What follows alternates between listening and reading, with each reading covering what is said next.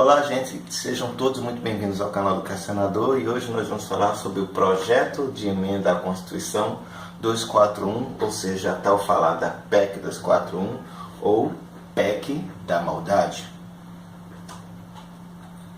Justificativas para a PEC 241. Eu fiz esse gráficozinho até mesmo porque tem muita coisa para falar e eu acabo não me perdendo, tá?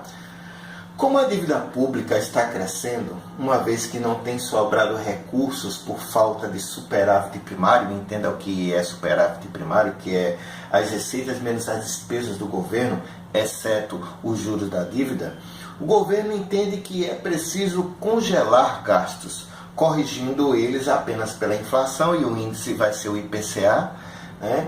Mesmo que a situação ruim se reverta, para poder pagar o serviço da dívida. Observa que eu grafei aqui juros e serviço da dívida. Por quê?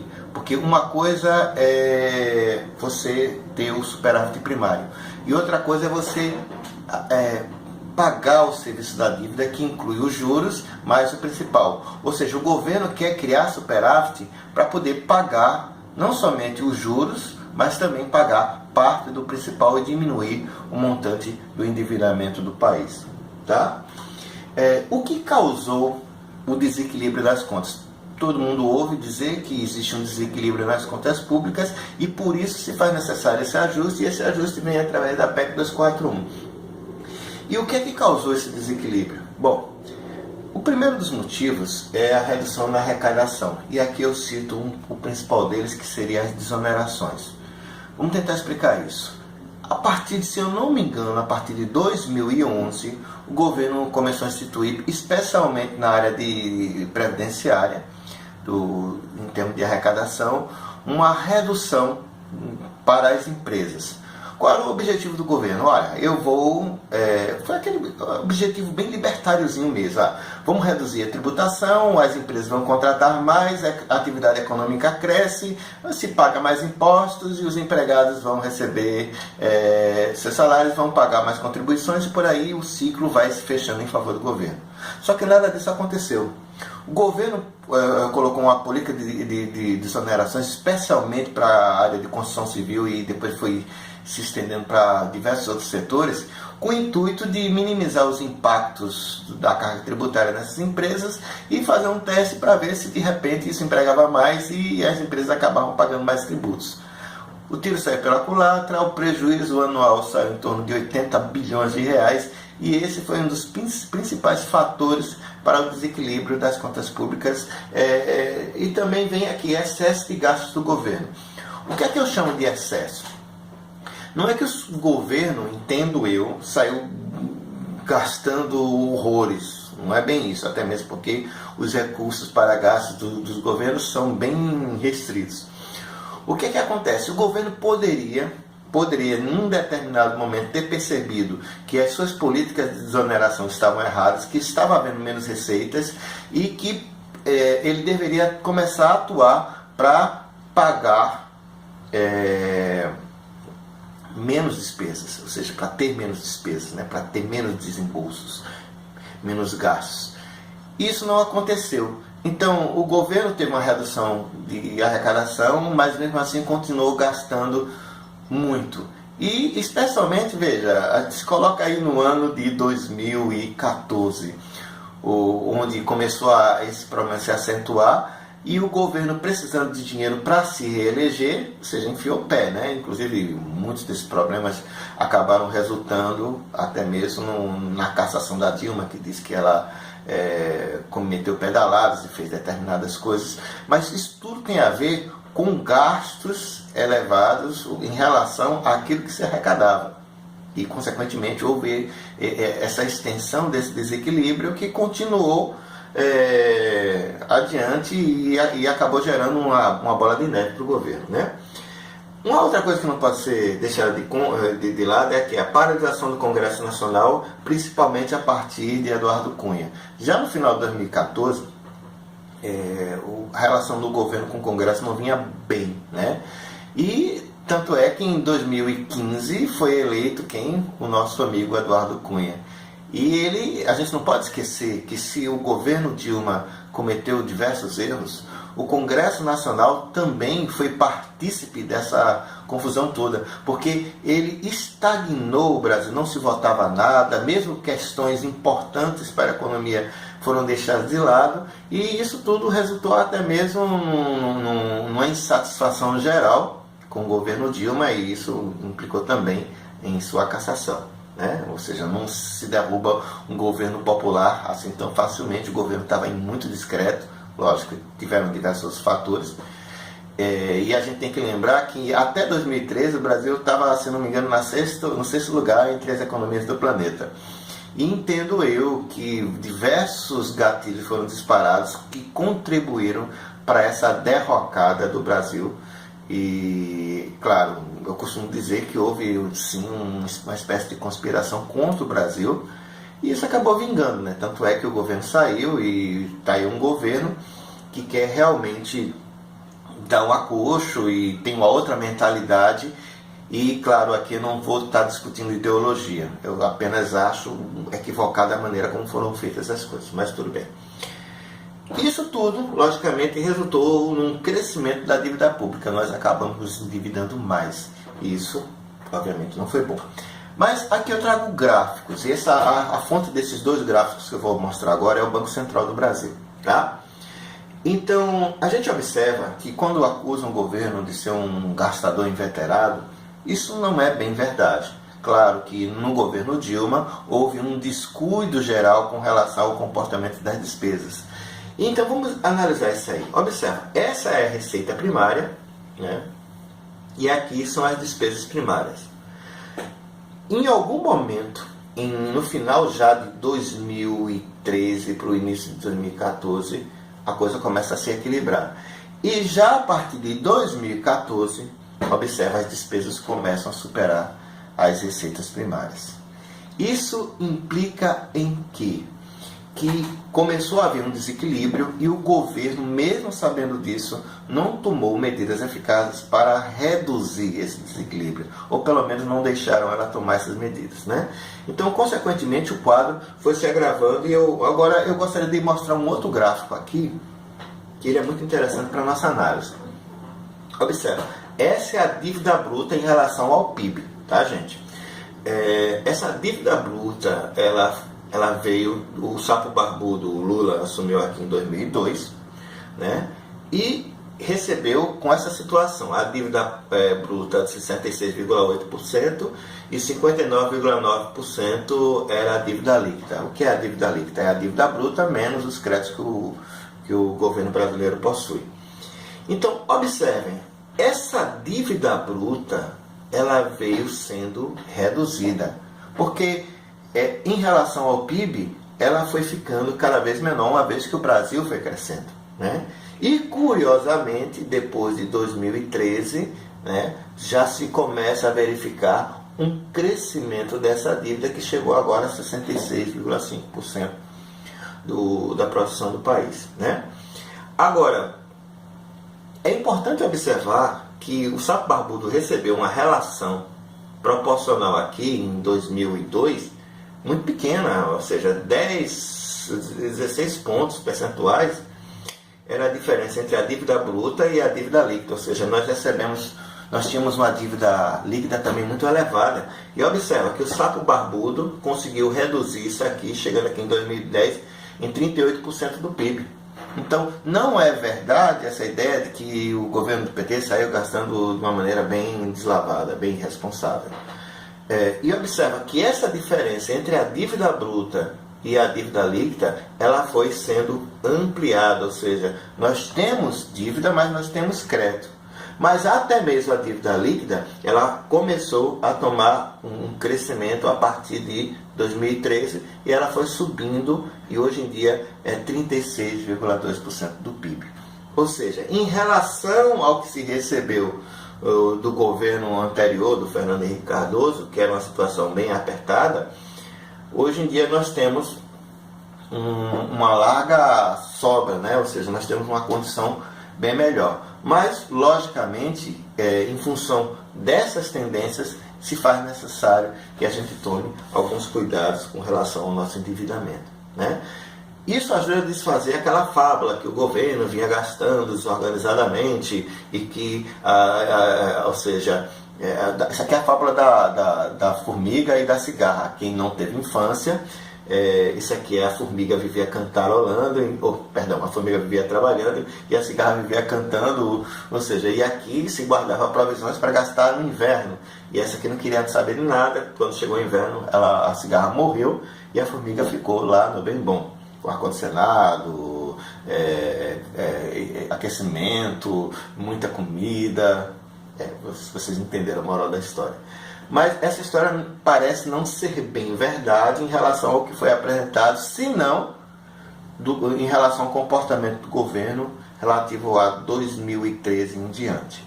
Tá? Agora é bom sempre estar ressaltando que eu entendo que o governo brasileiro, sexta economia do país, do planeta, foi sabotado de uma maneira violenta, mas mesmo assim nós não estamos numa situação tão caótica como estava em 2002.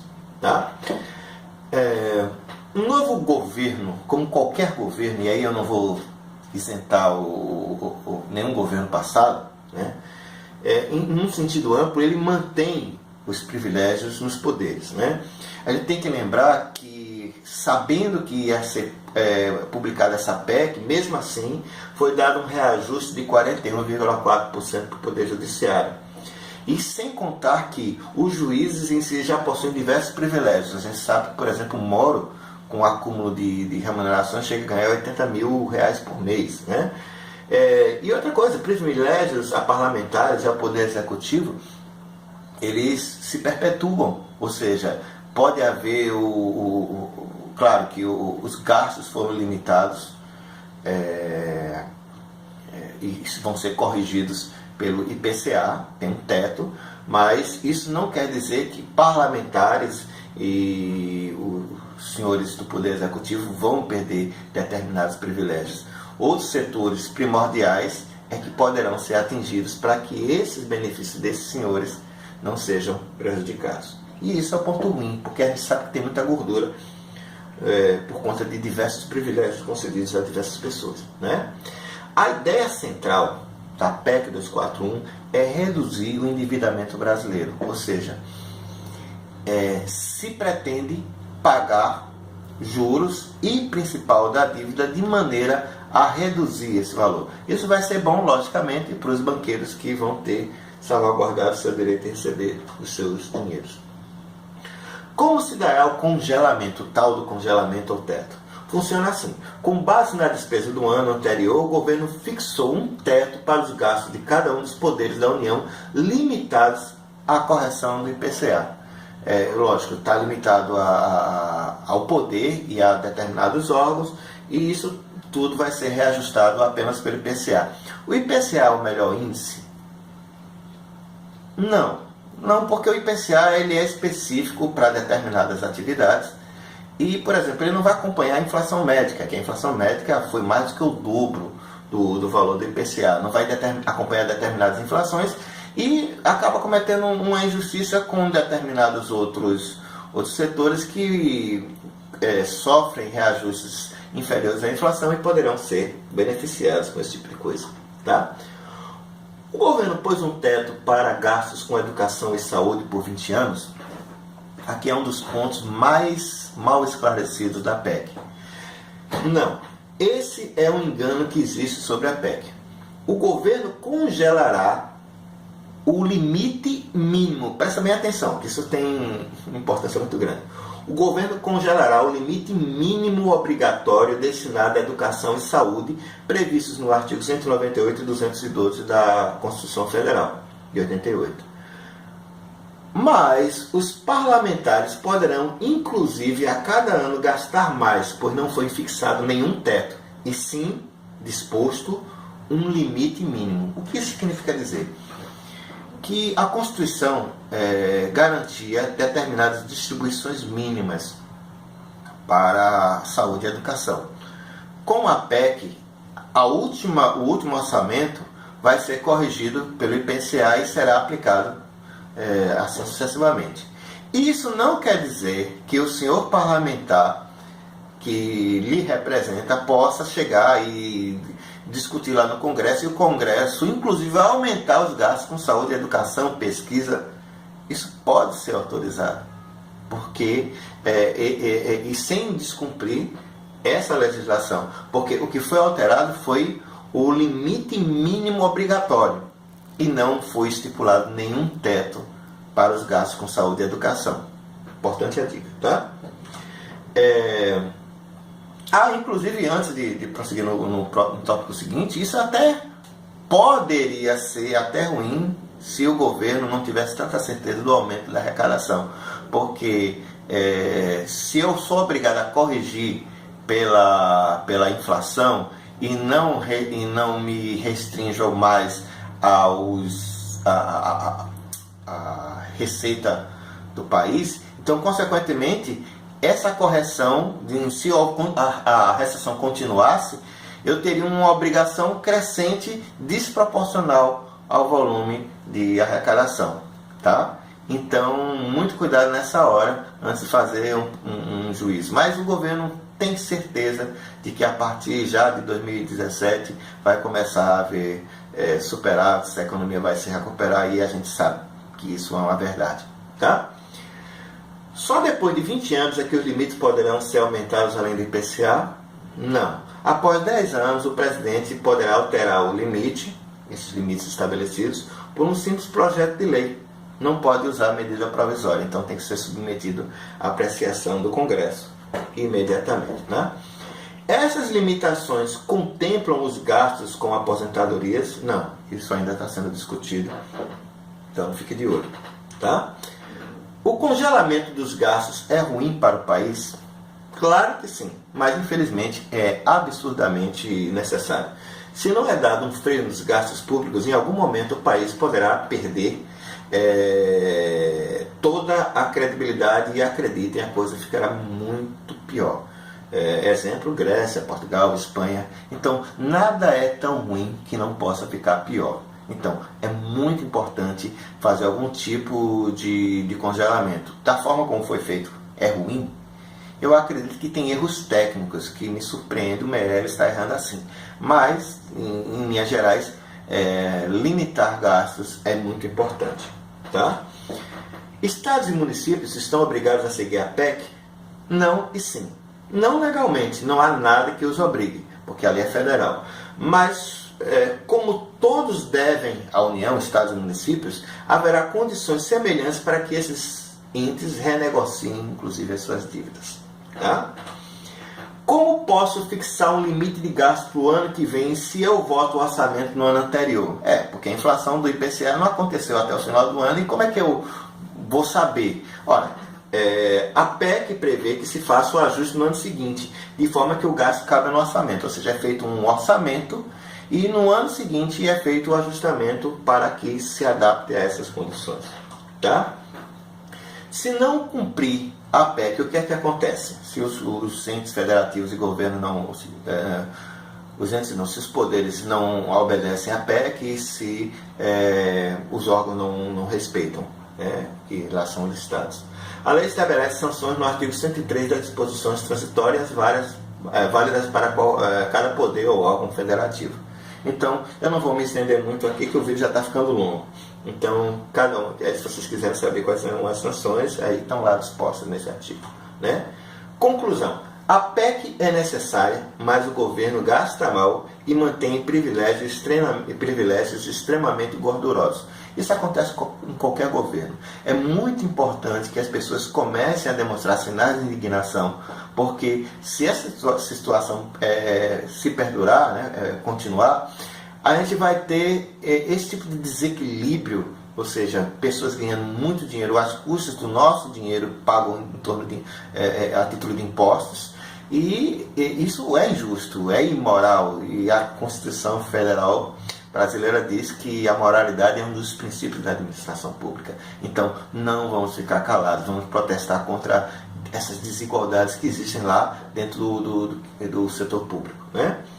Elevados salários, acúmulo de aposentadorias, benefícios indiretos, tentativa de limitação de gastos sociais, etc., contribuem para o entendimento de que a preocupação principal do governo não é com o povo. O governo tem uma preocupação muito grande com o capital, com as empresas. Já vem sendo discutido, principalmente através de um movimento popular, o MBL, já vem sendo discutido a questão de retirada de supostos direitos, porque eles estariam sendo um entrave ao crescimento do Brasil. Particularmente, eu acho que existem alguns desvios, sim, em alguns direitos concedidos, em elevação de salários acima da inflação, o problema da irredutibilidade, entre outras coisas, mas também acredito que a coisa para ser feita tem que ser feita de boa fé. Não basta simplesmente sucumbir direitos, fazer os direitos sucumbir. É preciso fundamentalmente que a gente tenha muito cuidado quando a gente vai retirar direitos, para que a gente não permita ser explorado de uma maneira indefinida, tá bom? Bom, no mais, muito obrigado a todos. Valeu!